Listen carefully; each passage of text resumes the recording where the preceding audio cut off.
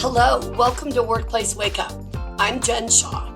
Every week, I spend about 15 minutes covering legal developments, introducing you to interesting guests, and providing some entertainment to start your workday. Hello, everyone. Thanks for joining the podcast today. We're going to have a really interesting discussion about arbitration agreements. Now, for some of you, you have an arbitration agreement in effect, which means that your employees, if they have an employment law claim, must arbitrate. That means they tell you, I'm upset, I have a claim, and there will be an arbitrator selected, and you will stay out of the court system. Those kinds of programs are not as common in California as they used to be for a couple of reasons. About 20 years ago, the California Supreme Court issued a decision in what's called the Armendariz case. And in that case, the court set forth a number of requirements that California employers need to meet when they're drafting employment agreements, including arbitration agreements. And one of the things the court really focused on is making sure that the agreement was fair and that the employees had the opportunity to understand what it meant to give up their right to sue in court. By signing an arbitration agreement, that's what you're doing. Well, over the years since the Armendariz decision, we've had a ton of litigation in California about arbitration agreements. And even though arbitration used to be a lot less expensive than traditional civil litigation, used to be a lot quicker, used to be that employers could get very good success in arbitration, the tables have turned. Because what's happened is California has a number of laws on the books about arbitration that make it more difficult to arbitrate. For example, in California, if you lose an arbitration as an employer, you have to post the award against you on a website.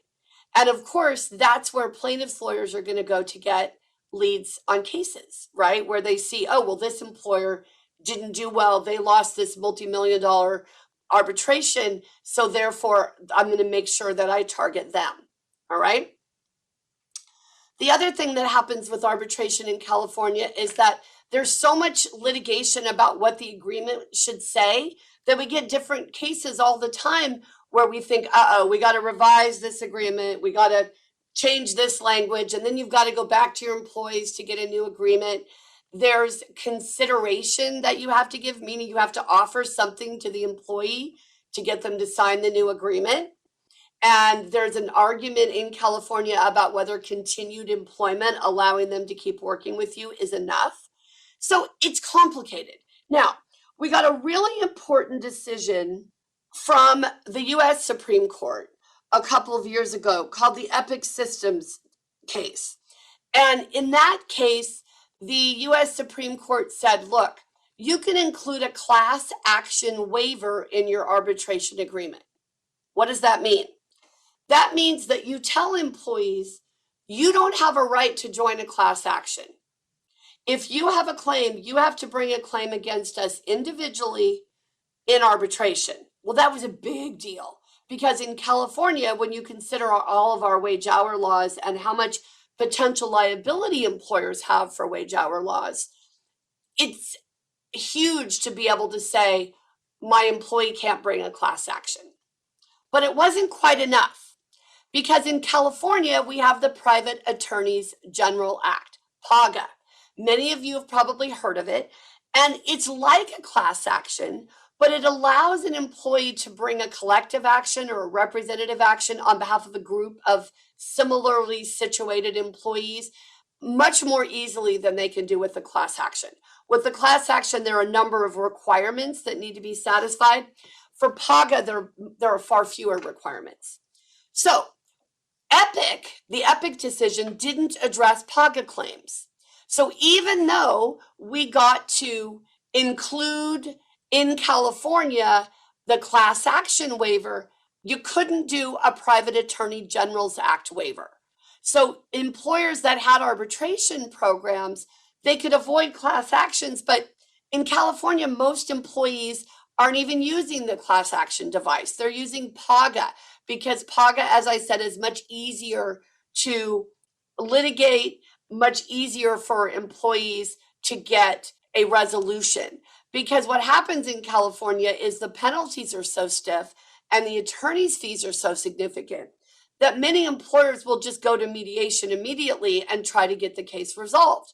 So PAGA claims are very beneficial to California employees.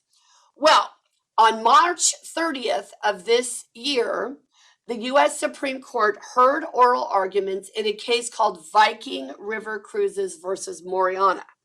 And in that case, the Supreme Court is going to decide whether the Federal Arbitration Act, which is, of course, a federal law, whether it's going to allow a PAGA waiver in an arbitration agreement.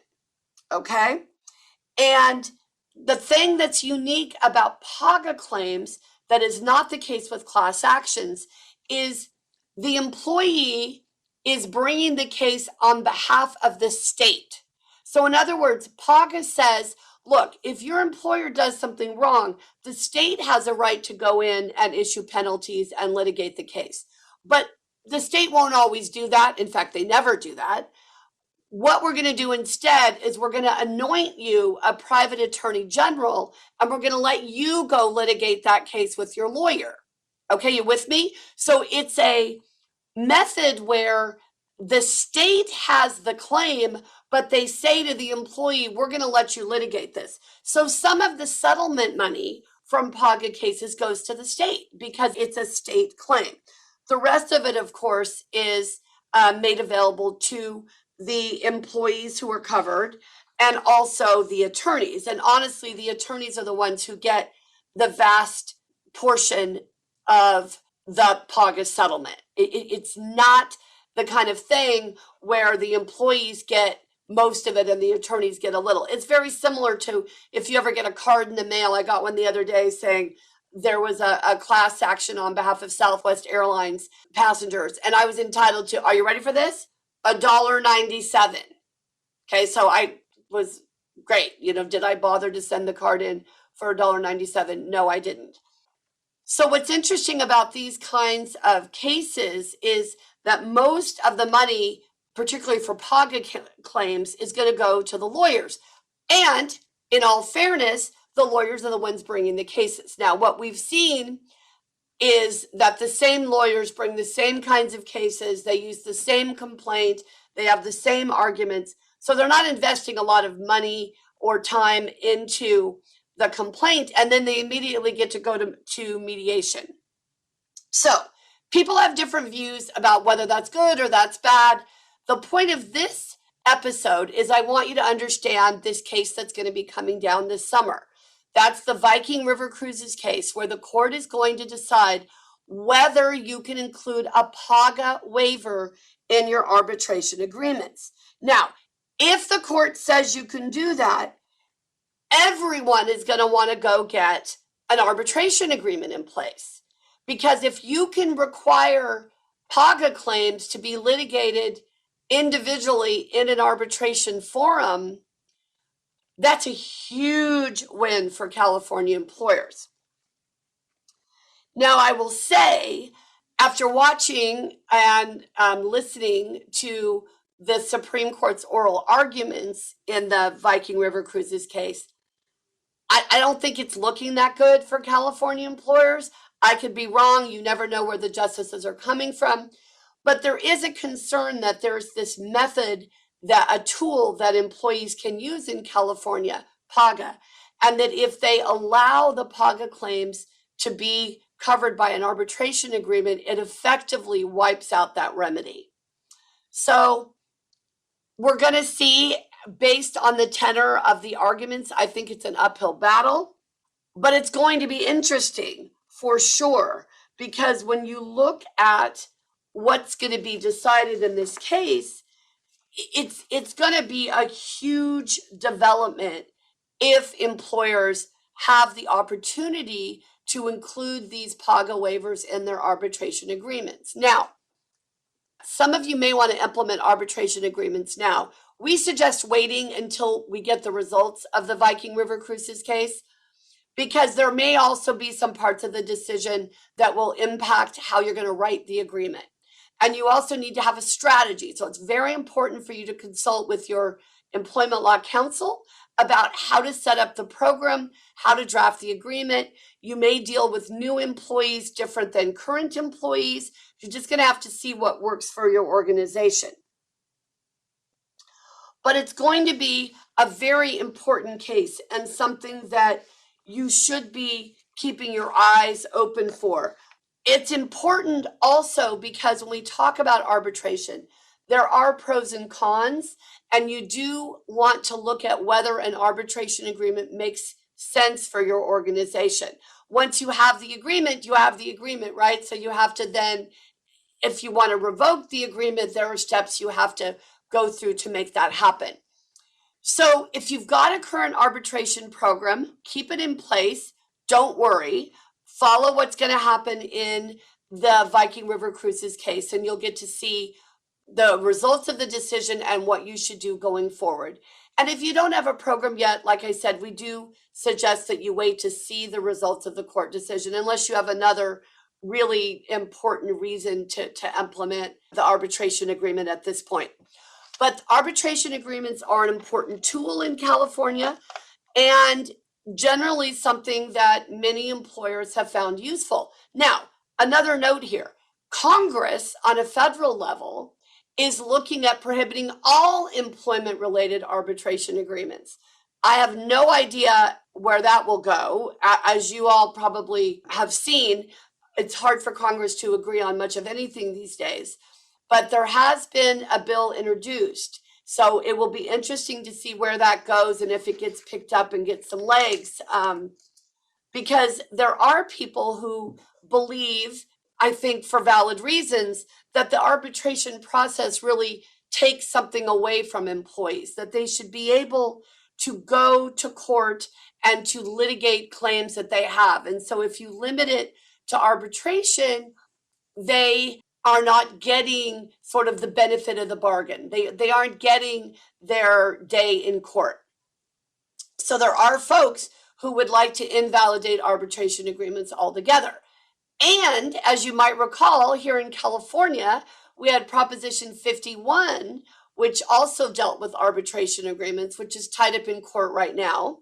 So we should be getting a decision on that front as well. So there are a lot of moving parts when it comes to arbitration agreements in this state. Make sure that you consult with your employment law counsel, that you understand what the pros and cons are, and you write an agreement that is going to withstand scrutiny.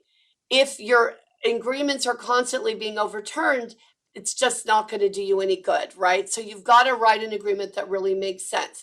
This is not the type of thing where you want to just put something together yourself and capture some key points, right? You need to have a template agreement that complies with all of the requirements of the law. So stay tuned. I will keep you up to date on these developments. And remember, the case is Viking River Cruises versus Moriana. We should get some news early this summer. Thanks, everyone. If you enjoyed this episode and would like to spread the word, please share it with others, post about it on social media, and/or rate and review it. Of course, you can also follow us on LinkedIn, Facebook, and Twitter, and email us at info@shawlawgroup.com. Workplace Wake Up, including its guests and hosts, do not provide legal advice in this podcast. Do not act upon any of the information discussed in this podcast without consulting a licensed attorney in your jurisdiction.